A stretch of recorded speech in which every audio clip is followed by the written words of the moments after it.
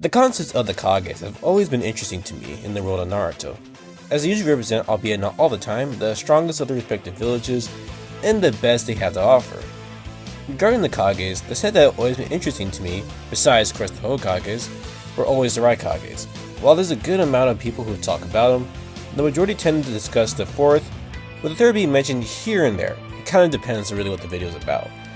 This is not taking into account how the first and second are never talked about by anyone really, which, to be fair, they have no feet, so it makes sense if we're being honest.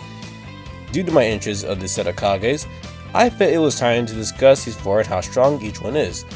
This is your boy Harry, and today we are going to be answering the question: how strong are the Raikage, as well as which is the strongest one. To start things off, we have the first Raikage. Now, out of the four, he has the least to discuss about him due to him only really being shown during the flashback of the first Kage summon. However, that doesn't mean there isn't anything for him necessarily, as there is still something that kinda helps him in terms of scaling. See, during the conversation between A and his cousin mentioned how he was unsuitable as the 8-tailed Shinchuriki. Not only that, but there's also this notion that's been brought up during this conversation, and as well as during the funeral, that, at least until B, none of the past Shinchuriki were able to master their 8-tails, as well as they have their risk potential rampages. This is also further backed up as they had to seal the 8-tails inside the 5th stage 6-pass tool, using the Raikage for example to fight it to begin with. Because of this will imply that, at a bare minimum, each of the Raikage are able to fight the full 8-tails. This means that the first would also be able to do this to some degree, placing him around the Kage without starting to high Kage level tier. And for record, I'm just kind of saying this as I kind of think people around this level being designing themselves here is in, and so people being above that should be able to fight off against the 8-tails. So in case you're wondering why I'm using this level tier, that's the reason why. Something else to add is that this title of A is given to the strongest of the cloud at the given time. However, I will still say there is still some wiggle room with the A title. And even though it is given to the person the strongest of the village, there are cases that we will mention later on where it might not apply that way necessarily to the next Raikage.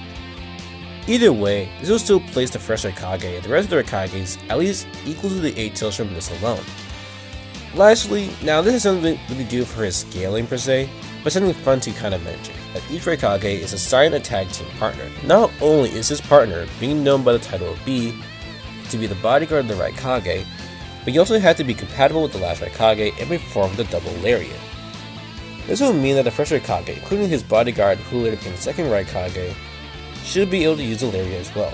Again, nothing to really do with the scaling, but a little fun thing to add on. Now that we're done with him, let's move on to the second Raikage, as well as the third, kind of. See, earlier in the video, as I mentioned before, there is potential wiggle room regarding the A title, and if I'm being honest, it actually shows here.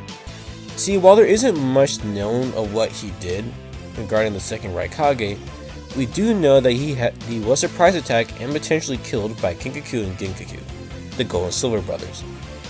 Now there are some that will say this was a surprise attack due to them itching to fight in the war arc, showcasing their thirst for battle.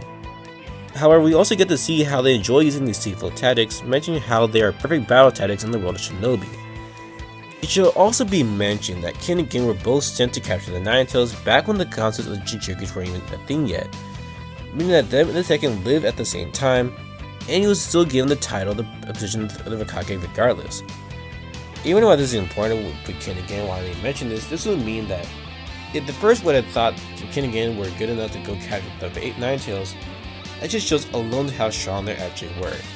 And again, for the Raikage, the second one, we still be chosen above those two to be the second Raikage. That will place him above Kin and Gin, which also placed him above, of course, the first Raikage. Now you're probably wondering why I mentioned Kin and Gin to begin with.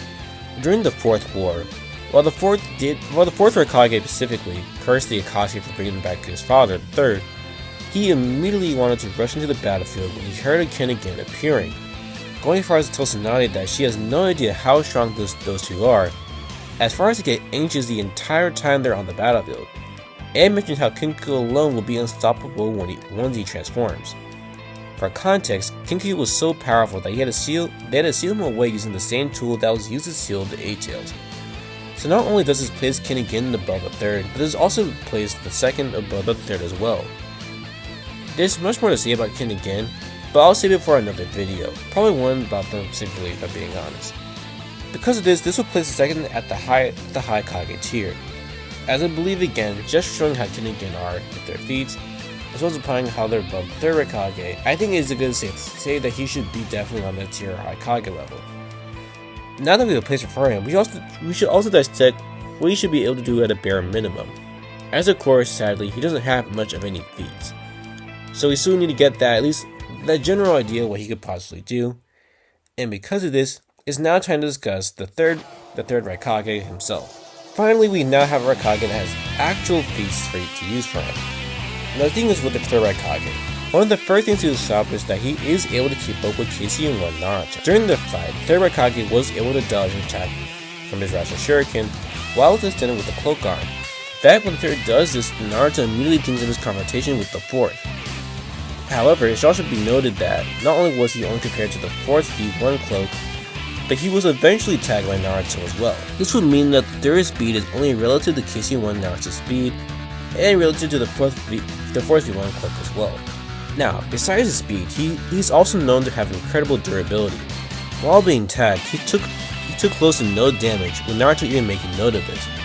This durability of his also allowed him to take attacks from the A-tip, with it being said that he was able to go toe-to-toe with the BG unarmored and unarmed. While he does have a scar, meaning something did hurt him, this only came from his attack, the piercing thrust of hell.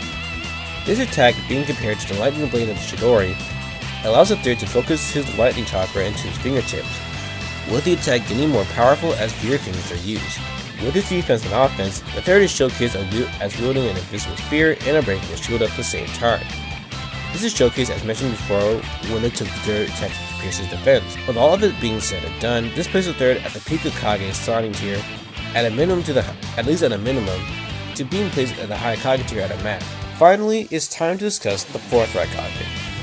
The first thing we need to establish is that he's absolutely above the third Raikage. As a Jonin during the Third Great Ninja War, he was given the title of Unruly A. With the title of A meaning being the strongest of the cloud, this would mean that he was already surpassing his father at this stage. Along with this, he was also able to combat Minato during the Third Great Ninja War. Now, of course, it should be established that he is weaker than Minato during the time, at least during the first encounter.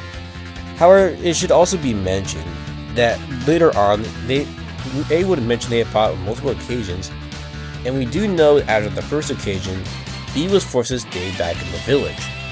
Because of this would mean that for every other occasion, A would have to be strong enough, or at least getting himself strong enough to fight Minato to some degree. Again, I'm not trying to make an argument to say he's equal to Minato here, which even I don't believe in that whatsoever. However, this would mean that he would still be at least, again, just generally strong, and also again placing him above his father, placing him at a similar tier, at least this version of A, at a similar tier to his father was. Now after this, we get to a much stronger version of A, being the actual Raikage variant, as is shown during his fights with Sasuke at the Raikage Summit, in case he won Naruto during the war. During the fight with Sasuke, A was able to completely dominate him with the one cloak, going far as to tank Sasuke's Chidori, and immediately slam it into the ground, cracking his distant ribcage and leaving a small crater. Now because of Naruto was able to block attacks from V1A, but he was also getting pushed back multiple times, as long as he mentioned that he was getting hurt from the attacks, or at the very least that they could hurt someone. Although, it should also be mentioned that during this altercation, Naruto wasn't really trying to fight him, as he was mostly just trying to get past him to get into the war. So because of this, you can't really scale at least the V1 cloak really to a casing what Naruto. However, this doesn't matter too much anyway, as this V2 is much more impressive to begin with. While in V2, he was able to force Sasuke to rely on Amaterasu and his ribcage throughout the entire fight, going as far as to overpower Sasuke and completely destroy him, forcing Sasuke to pretty much aim for a mutual strike with the Amaterasu. In other words, during the whole altercation, Sasuke would have died right then and there if it wasn't for his abilities. Now when it gets to Casey on Naruto, he would try to pretty much blitz him and try to kill him with a strike that even B said had killer intent with it. However, Naruto was able to get past him and blitz him. At least something interesting to note, A does mention afterwards that he was only taking Naruto at the time. Because of this, that you can maybe possibly imply that he was passing the KCM at V2 to some arbitrary extent. This will also kind of connect in a way to the data book, stating how he was not inferior to the Yellow Flash, which will place him above at least Jonin Minato and somewhat being able to keep up with Hokage Minato's body speed. Now for some context for Minato's speed here, if you haven't seen my Minato video, I tend to have Minato's speed as the Flying Raijin during his Jonin years around the KCN1 speed, and then Minato during the Hokage years with the KCN2 speed only with the Flying Raijin. In terms of body flicker, I do tend to believe Hokage Minato is much slower than that, albeit should still be at least pretty fast. It's around Minato himself. Now he was also quick at striking. Because of this, you can imply that at least V2 Raikage is somewhat comparable to Hokage Minato's his body speed, including his body flicker of course, as well as a Yellow Mouse Obito who's also able to keep up with him. Now regarding his fight with Madara with the fight Kage, I'm not really going much into it to begin with, mostly because during the fight with Madara he doesn't really do much of anything noteworthy, besides kicking away Lu. Now he does able to break some of Madara's rib cages, however that was also mostly because he was being amped up by Inoki, so it wouldn't be really helping scaling, and I'm not trying to use an amped up version of the character. That's not something he does normally. Either way, it doesn't matter regardless, as it still plays this version A at that high Kage tier, into maybe you could say a Sannin tier if you do think he's going to take the Sannin. Now that we are finally done scaling all 4 of the Raikages, it's now time to rank them to see which one is the strongest. Now at the very bottom, as I said before in the video, we have the first Raikage. In terms of the first, while he can be scaled relative to the 8 tails, meaning he should also have 8p to fight it, he doesn't have much of anything else going for him, as the others can be placed comfortably at or above the 8 tails level. Now this could still mean that again, applying to how what the third Raikage is capable of, you could maybe say that the first can be hitting the KCN level speed as well, but again, it doesn't matter to me anyway, as he doesn't really have anything else going for him besides the whole Jinchuri 8 tails statement. After him we have the third Raikage. He's now placed above the first, mostly because he has direct scaling that places him equivalent to the 8 tails, as well as scaling that makes him somewhat rivaling KCN1 and Naruto in speed. Now the only reason why he's not being placed any higher is mostly because the fourth has an overall better scaling than the third, and the second has better statements that can place him comfortably above the third as well. Now of course if you don't like that, then you can place the second underneath the third, making the third the second strongest Raikage. However, for this video, I'm going to keep it as it is, as I generally do believe that, at least regarding the statements, you can make the argument that the second Raikage is stronger than the third Raikage. Now, after this, it gets, in my opinion, very interesting, as you can make an argument for both with the presented evidence.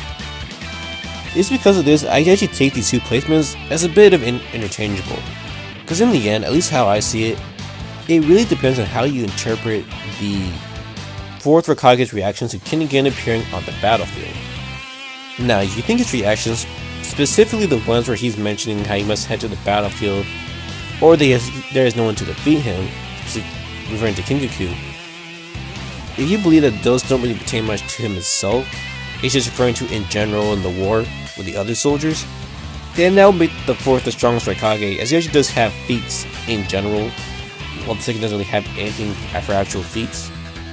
However, if you do think the statements are referring to himself as well, then that would place the second as the strongest Raikage.